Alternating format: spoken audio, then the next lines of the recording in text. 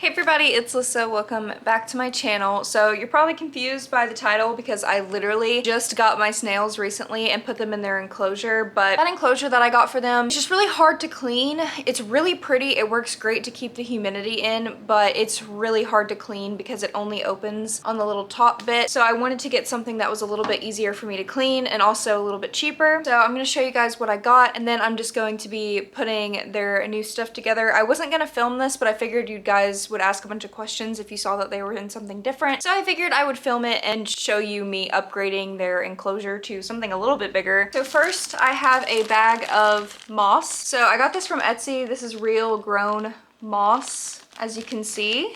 I've had it sitting in this bag since I got it in the mail. That's why I'm still wearing my pajamas, because I needed to get this video done so I can get this moss inside of the enclosure. I also have a package of mesh. So a lot of you guys recommended, in order to make it where mold doesn't grow as much, is to make like a little drainage layer. So in this enclosure, I'm going to use rocks mesh to help with the drainage, and I'm also going to get springtails. I already ordered some springtails from eBay, and those are coming in the mail. And basically springtails are little bugs that eat the moss and the leftover food and stuff for you, so you don't have to do as much cleaning. So here is the mesh that I bought. I literally just looked up like mesh for plants or mesh for terrariums, and this popped up. It's just little skinny layers of mesh. It's absolutely perfect for this size of the enclosure. I'll try to remember to put all the links down below just in case you guys are interested. And then of course we have what I am gonna put them in. So this is a large critter tote. It's the black one. I got it from PetSmart. It was like $18. I think I had it for a little bit cheaper because I'm a member of PetSmart, but it's super cheap, way cheaper than the other enclosure. The other enclosure was $50, but that's mainly because it was made out of glass and it was like handmade when it comes to like the holes being drilled and stuff like that. So yeah, this was like a quarter of the price of the glass one. This one's not gonna keep in humidity as well as the glass one, which will suck, but using the moss and spraying this 3 times a day, it should be fine with the humidity.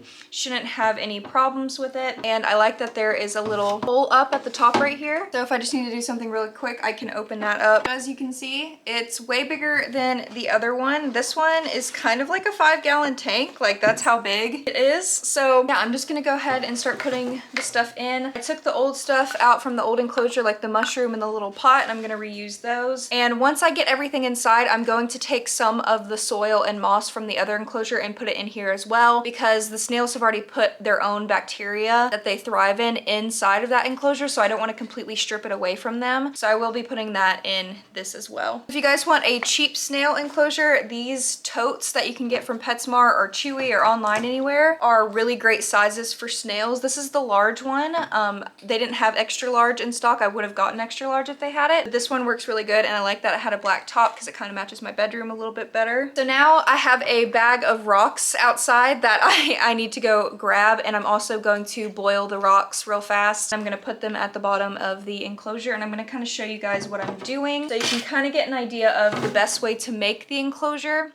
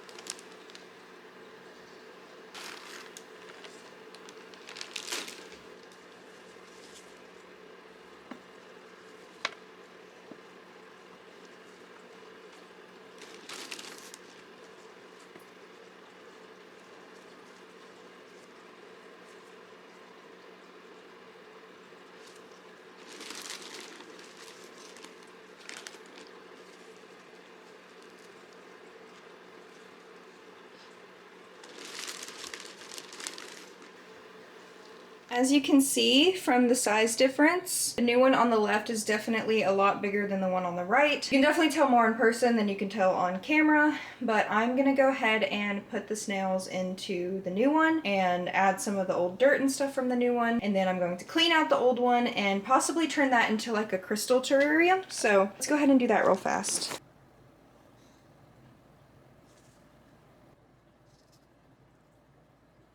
So it's been a couple days later and I got my package from eBay that has the springtails in it, so I'm going to open it real fast so you guys can just kind of see what I'm getting. As you can see, for the enclosure I have kept this towel over the top of it because it helps keep the humidity in, but I'll show you that a little bit more in a second. So as you can see, I got 2 ounces of springtails. It was $6 on eBay. I don't know if you can see the little microscopic, almost microscopic, little bugs crawling in there, but they basically work as like a little colony and they will eat all of the mold, they will eat all of the leftover food that's left inside. Hopefully you guys can see them, but yeah, I'm gonna put some gloves on and then I'm just going to bury them inside of this substrate real fast. As you can see, the snails have been staying on top of the lid a lot. That's where they like to sleep during the day. So I'm just gonna leave them on the lid while I'm doing this.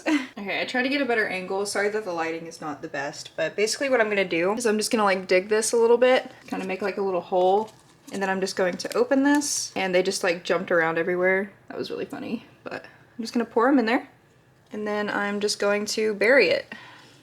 So from now on, I have little microscopic bugs in there. That is going to help clean the mold. They're going to help eat the extra food that's left. If there ever is any. Just help keep everything a lot cleaner or bioactive so I don't have to clean as much, and it'll be a lot more natural for the snails. So I'm just gonna spray it down.